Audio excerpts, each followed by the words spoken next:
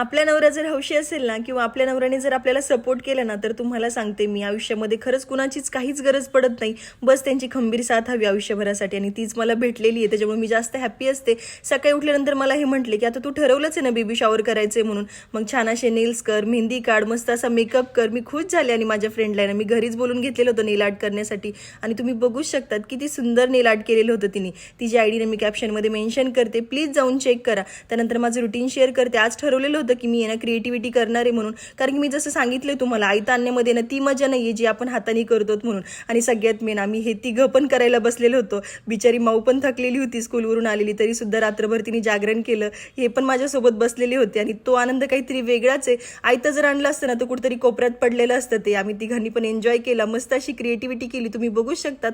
आणि ही आहे ना बिस्किटाची ट्रेन बनवलेली होती. तुम्ही सुद्धा ना ही बिस्किटाची ट्रेन आहे ना तुमच्या बेबी शॉवरमध्ये नक्की ट्राय करा. आणि अजून जर काही आयडिया असतील ना रुखवत बनवण्यासाठी तर मला आहे ना कमेंट करून नक्की सांगा. Thanks for watching. भेटूया उद्याच्या ब्लॉगमध्ये. बाय.